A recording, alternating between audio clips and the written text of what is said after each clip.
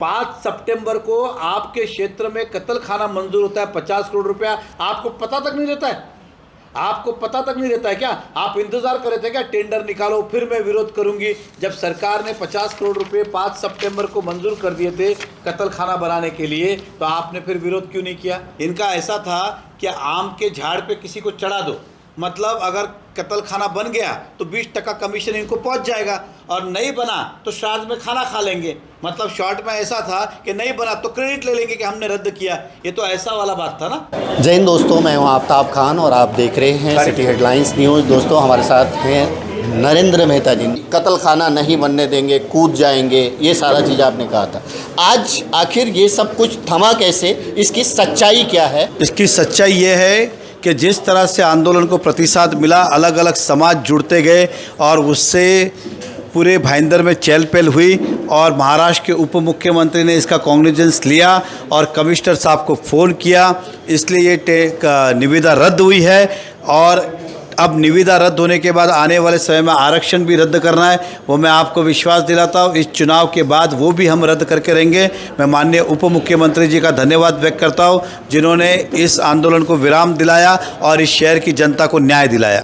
आप सभी जानते हैं कि भारतीय जनता पार्टी ने मीरा भाईंदर में खुलने वाले कत्ल खाने का विरोध किया था, और हमने कहा था कि यदि ये कत्ल खाना रद्द नहीं हुआ तो पहले हम 8 तारीख को आंदोलन करेंगे, और फिर भी उसके बाद भी अगर टेंडर निकाला तो हम बिल्डिंग से कूद जाएंगे। इस प्रकार की चेतावनी कमिश्नर साहब को हमने दी थी, और ये भी हमारा आरोप था और है भी कि ये जो है काम विधायक के मर्ज़ी से ही हुआ है, उनका इसमें संगन मत है, वो कितनी भी सफाई दे, और आज भी इस बात पे हम कायम हैं। और हमारी आंदोलन की पूरी तैयारी चल रही थी। देवेंद्र फडणवीस जी का फ़ोन हमें आया, और फिर उन्होंने कमिश्नर से बात की, और कमिश्नर साहब ने उनके फ़ोन के बाद मात्र 4 से 5 मिनट के अंदर वो टेंडर वेबसाइट से उतार दिया। और कमिश्नर साहब ने भी कहा सर साहब का फ़ोन आया था, हमने कैंसिल कर दिया है। तो मैं देवेंद्र फडणवीस जी का भी धन्यवाद व्यक्त करता हूँ, और कमिश्नर साहब का भी धन्यवाद व्यक्त करता हूँ कि हमारे निवेदन को आपने स्वीकारा और आपने कत्ल खाना बनाने का निर्णय कैंसिल किया। लेकिन आरक्षण आज भी जीवित है। मैं आपके माध्यम से जनता को कहूँगा, इस चुनाव के बाद हम उस आरक्षण को भी निकाल कर फेंकेंगे, ताकि भविष्य में इस तरह की वारदात ना हो, और किसी भी और को इसका श्रेय लेने की आवश्यकता नहीं है। ये मात्र देवेंद्र फडणवीस जी की वजह से हुआ है। चाहिए तो आप कमिश्नर साहब से कंफर्म कर सकते हैं, या फिर हमारे विधायक मैडम कह सकते हैं कि देवेंद्र फडणवीस साहब ने फ़ोन ही नहीं किया, झूठ बोल रहे। मेरे जैसा व्यक्ति देवेंद्र फडणवीस जी का नाम कभी भी गलत काम और झूठ के लिए कभी उपयोग नहीं कर सकता है। जनता इससे समझ सकती है। हम जो कह रहे 100% सच कह रहे। तो हमारा आंदोलन कल हम जो था वो हमने रद्द कर दिया है। साथ ही साथ आप सभी जानते हो कि हमने जब प्रेस कॉन्फ्रेंस ली, उसके बाद विधायिका ने एक लेटर पोस्ट किया कि हमने नगर पालिका को 4 तारीख को इस बारे में जानकारी दे दी थी विरोध प्रदर्शन का।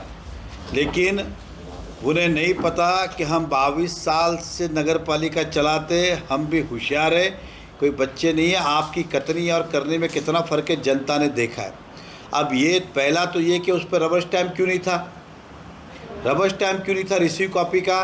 दूसरी बात, टेंडर कितने बजे निकला था? तो शाम को 6:55 नगर पालिका बंद होने के बाद, जिसके अंदर आपको मैं कॉपी दे रहा हूँ, उसके अंदर उसका समय भी लिखा हुआ है। ये रहा शाम को 6:55 पर टेंडर निकला। अब मैं मानता हूँ जो हमारा आरोप था कि विधायिका ही ने किया है, तो उनको पता था कत्ल खाना बन रहा है, इसलिए उन्होंने पहले ही लेटर दे के रखा था, भाई मेरा लेटर 4 बजे ले लो रद्द करने के लिए, और 6:55 को टेंडर नहीं कर रहा। मतलब तुम्हारी मिली भगत से ये काम हुआ था। ये आप ही ने कहा, मैंने नहीं कहा, आप ही ने लेटर पोस्ट किया कि 6:55 के बाद आपने तो लेटर किसी को दिया नहीं रहेगा, तो स्वाभाविक है 5:45 को नगर पालिका बंद होती है, तो उसके पहले ही आपने ये काम किया था। और मैंने आपसे तभी कहा था, ये बात भी यही कहेंगे, हम इसका विरोध करेंगे, हम कैंसिल कराएंगे, मैं यहाँ जाऊँगी वहाँ जाऊँगी, वही नौटंकी वापस सब चालू की। कमिश्नर को लेटर था, जब आपने लेटर दे दिया तो वापस कौन सा लेटर देने गए थे आज आप? जब आपने लेटर दे दिया था तो वापस कौन सा लेटर देने गए थे आज आप? यही लेटर ना, अरे मेहता साहब हम पे आरोप लगा रहा, अभी आप काम करो, कैंसिल कर दो, तो ये सत्य है। नहीं तो आपने तो लेटर पहले भी दिया था, आज वापस देने की ज़रूरत क्या पड़ी थी? आप दिखावा कर रहे थे, ढोंग कर रहे थे, और मात्र ये भारतीय जनता पार्टी ने आंदोलन पुकारा और हमारे साथ सभी समाज के लोग जुड़ते गए।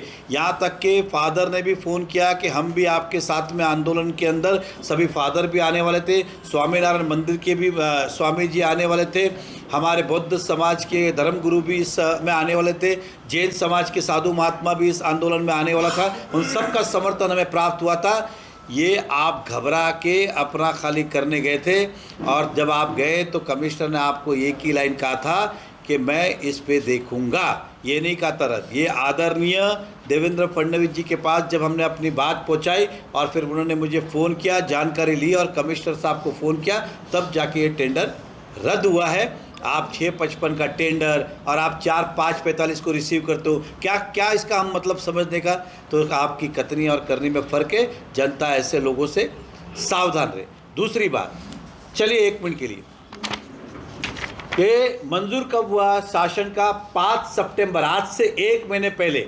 आप अपने आप को विधायक कहते हो ना मीरा भाईंदर के, तो 5 सितंबर को आपके क्षेत्र में कत्ल खाना मंजूर होता है, 50 करोड़ रुपया। आपको पता तक नहीं रहता है? आपको पता तक नहीं रहता है क्या? आप इंतजार कर रहे थे क्या टेंडर निकालो फिर मैं विरोध करूंगी? जब सरकार ने 50 करोड़ रुपए 5 सितंबर को मंजूर कर दिए थे कत्ल खाना बनाने के लिए, तो आपने फिर विरोध क्यों नहीं किया? तो आप कह सकते हैं मुझे पता ही नहीं। अगर आपको पता नहीं तो मैंने कल भी कहा था कि आपको फिर राजनीति में रहने का कोई अधिकार नहीं बनता है, वो जान लीजिए।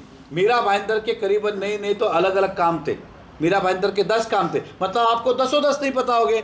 ये कैसे विधायक है जिनको मीरा भाईंदर की इतनी बड़ी निधि रहती है, 10 काम निकलते, इनको एक का भी पता नहीं है? इसका मतलब स्पष्ट है, इनका अनुभव कितना है आप समझ सकते हो।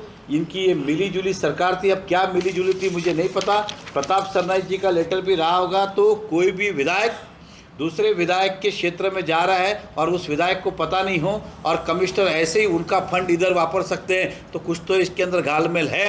खैर, हमारा उद्देश्य था कत्ल खाना रद्द करना, जो हमने कराया, लेकिन आज भी विषय जो है क्या बोलते शक के दायरे में, कटघरे के अंदर खड़ा है कि किसने किया था। तो विधायक की कोई भी बातें मैच नहीं हो रही है। 655 को टेंडर, 4 बजे उनका लेटर पहले ही पहुंच जाता है, समय के पहले, उदाहरण दे रहा हूँ। तो इस तरह की जानकारी आपको देनी थी। मैं आपके माध्यम से सभी शहरवासियों का, भारतीय जनता पार्टी कार्यकर्ता का, सभी का धन्यवाद व्यक्त करता हूँ, और विशेष तौर पे हमारे नेता देवेंद्र फडणवीस जी का, जिन्होंने इसके अंदर अहम भूमिका ली और मीरा भाईंदर के शहरवासियों को न्याय दिया। मेहता साहब, कल गीता जैन जो प्रेस कॉन्फ्रेंस ली थी, उन्होंने कहा था कि नरेंद्र मेहता जी के इतने वैसे काम हैं, इतने बुरे काम हैं कि उनको सच में जम कर देना चाहिए। मेरी बात सुनिए, वो चाहती है कि मुझे बड़ा दुख हुआ, राजनीति के अंदर ये पहली नेता होगी जो दूसरे को मरने के लिए उत्साहित कर रही है। ये मरने के लिए उत्साहित करिए। हमारी लड़ाई तो ऐसी बार बार चलने वाली है। हम पे भी कई बार आरोप लगे, तुमने भी लगाए। हमने नहीं कहा कि तुम जाके मर जाओ, और ये हमें कह रहे थे कि हम जाके मर जाए। भगवान देख रहा है, उनके कहने से कुछ होता नहीं है। मेहता जी फंड लाए हैं, प्रताप सरनाईक का टारगेट गीता जी को चुका है। देखिए, प्रताप सरनाईक ने फंड नहीं लाया, बेसिक फंड है, आप समझ के चलिए। इस शहर का अगर एक नागरिक कोई गटर की मांग करता, रास्ते की मांग करता, जनरल फंड है। फिर मैं बोलूँ मैंने किया उसने किया, वो बेसिक फंड है, कोई एमएलए फंड नहीं है, आप समझ के चलिए। अगर एमएलए फंड होता, उनका फंड होता, तो इस विधानसभा में वापर ही नहीं सकते, उनको उसी विधानसभा में वापरना पड़ता। इतना तो कायदा उन्हें भी पता होगा कि एमएलए अपने क्षेत्र में, वो जनरल फंड था शासन का, ठीक है, उन्होंने की हुई। मेरा ये कहना है, ये मिली जुली सरकार थी, ये मिली जुली सरकार थी। वो कोई कुछ भी कहे, मैं फिर कह रहा हूँ, 50 करोड़ का टेंडर निकलता है, 5 सितंबर को जीआर निकलता है। उनका ऐसा कहना है कि मुझे जीआर के बारे में मालूम नहीं था।